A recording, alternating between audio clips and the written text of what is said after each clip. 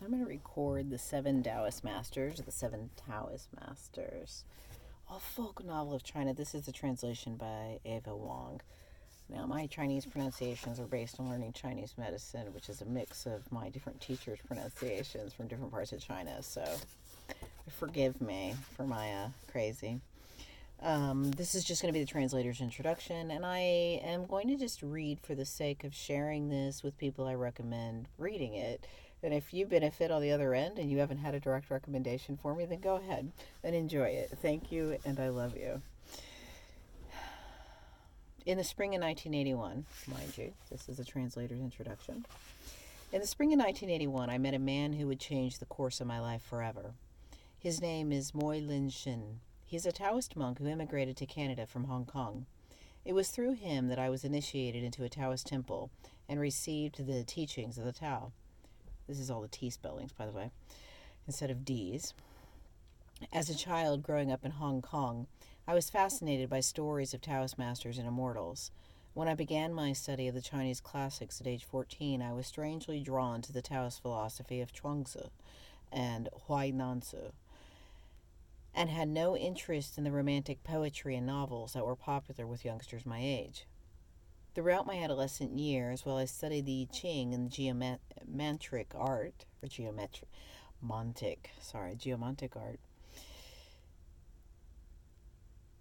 of feng shui with my granduncle, I also gained some knowledge of the more obscure texts of the Taoist canon.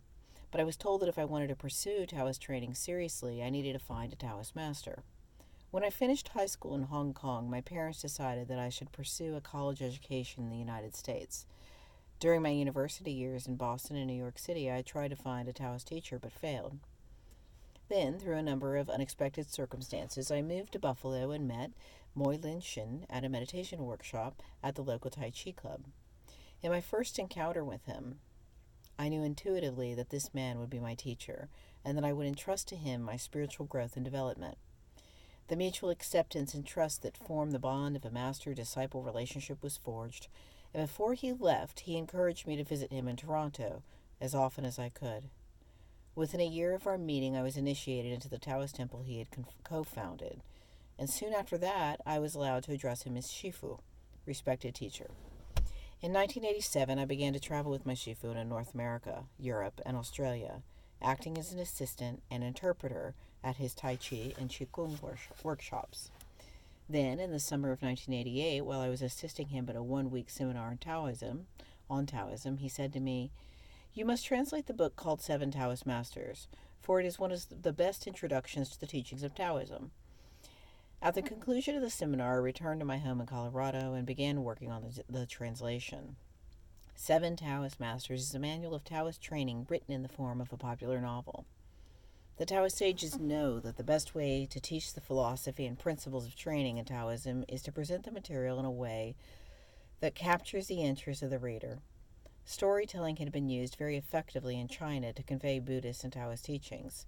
As the novel emerged during the Ming Dynasty, which was 1368 to 1644, as a form of literary expression, it became an ideal vehicle for introducing abstract and often esoteric teachings of Taoism and Buddhism to the general populace. Moreover, since novels were written in the vernacular rather than in classical Chinese, knowledge that had previously been available only to the scholar aristocracy was now open to the less educated.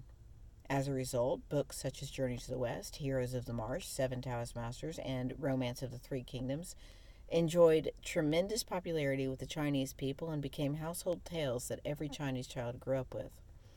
The authorship of Seven Taoist Masters is unknown.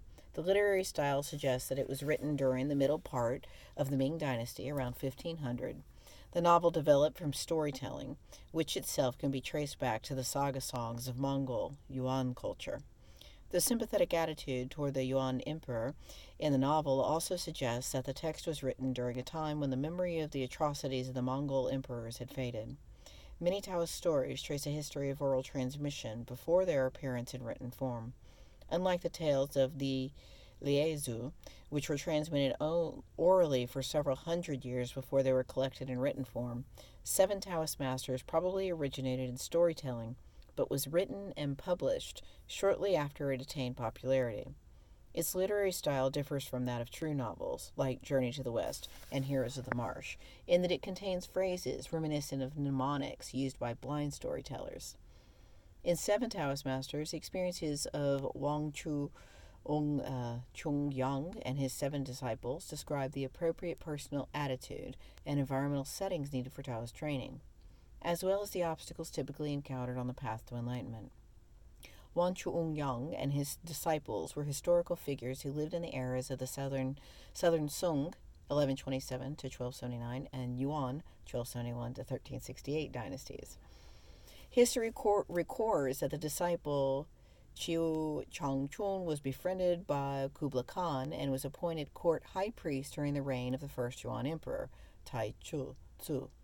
His successors continued to be favored by Chinese emperors through the Ming and Qing dynasties, 1645 to 1911. Seven Taoist Masters weaves history and legend together to tell a tale that entertains as it instructs. Wang Chung-yang is regarded as one of the greatest patriarchs of the school of the true reality or the school of complete reality. His students, the Seven Taoist Masters, are considered to be the holders of the transmission of the Northern School of Taoism, the branch of Taoism that advocates the singular path. In singular path Taoism, enlightenment and immortality are achieved through meditation and qigong exercises rather than through sexual yoga or the ingestion of herbs. Immortality is attained through internal alchemy, that is, the transformation of mind and body through the efforts of the individual. In fact, Chiu Chongchun and one of the seven masters went on to found the Longmin, the Dragon Gate sect of Taoism. Since then, the Longmin sect has remained one of the most prominent of the singular path Taoist sects. Seven Taoist Masters introduces Taoist teachings directly to the form in the form of lectures given by Wang Chung-yang, the teacher of the Seven Masters, and indirectly in the description of the experiences of the seven masters in their pursuit of enlightenment. The lectures of Wang Chung-yang, Chiu Chong-chun, and other characters paraphrase and explain the more abstract and esoteric texts of the Taoist canon concerning the nature of mind and body, the levels of Taoist training, meditation techniques, and how to overcome the four great obstacles to Taoist training: drunkenness, sexual desire, wealth, and anger. The indirect method of conveying Taoist wisdom, which is embodied in the story's action, is probably the more powerful vehicle of teaching. Events and stories linger long after the reader has closed the book, entering the non-conscious mind with less resistance than explicit assertions of principles. In general, Taoist teachings are more accessible in an intuitive reading than in an analytic reading of a text. As we lose ourselves in the story, our ego becomes less active in discrimination and analysis. And when the ego loses its grip on consciousness, the mind can become more receptive to the wisdom that is presented to us.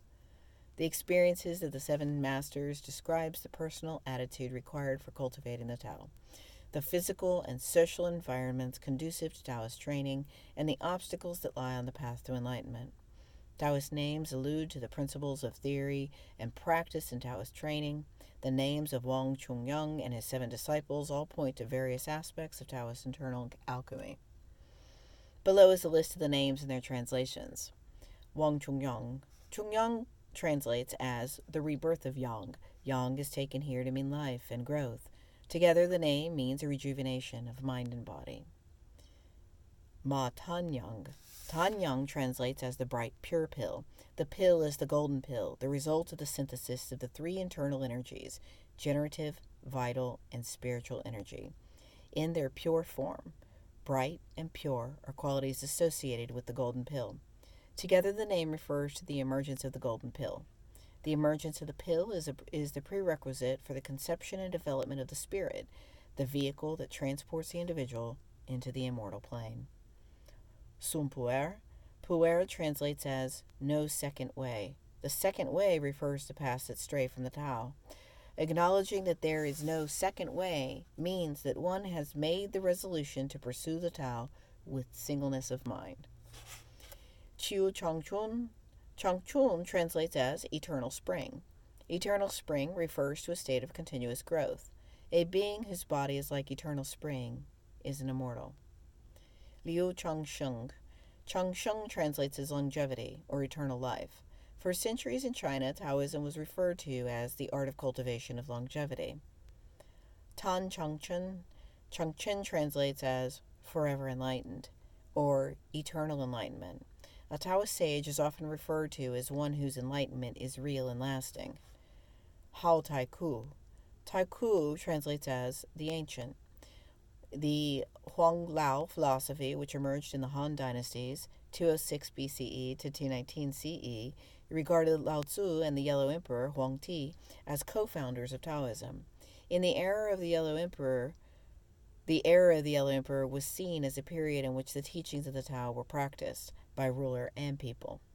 This legendary period of prehistoric China came to be known as the Ancient Days, and the teachings of the Yellow Emperor, the Ancient Ways. Reference to ancient within Taoism implies following the way of the Yellow Emperor and Lao Tzu. Wang Yuyang. Yuyang translates as bright jade. In Taoist symbolism, the enlightened consciousness is often described as a piece of pure jade. In Taoist religion, the most enlightened beings dwell in a realm called the Palace of Pure Jade. Its overseer is the heavenly lord of Wu Qi. He presided over existence when things were still in the undifferentiated state. Beings who manage to attain this level of enlightenment are said to have merged with the Tao in its original undifferentiated state. The seven disciples, Ma Tanyang, Sun Puer, Chiu Changchun, Liu Changsheng, Tan Changchen, Hao Tai Ku, and Wang Yuyang represent different approaches to the Tao. Ma Tanyang comes to enlightenment through simplicity in thought and action. Sun Puer takes the most difficult path, the total abandonment of the ego through sheer discipline of mind and body. Chu Changchun keeps to his path through unshakable faith in the teachings of the Tao in the face of hardships. Liu Changsheng's flight of intuition leads him to experience directly the mysterious ways of the Tao by using desire to counter desire. Tan Changchun sticks to his quest through incredible stability of mind and discipline. Hao Tai Ku attains the Tao through selfless giving. Wang Yuyang finds the Tao through absolute stillness in meditation. And I will continue the intro in another part. Blessings.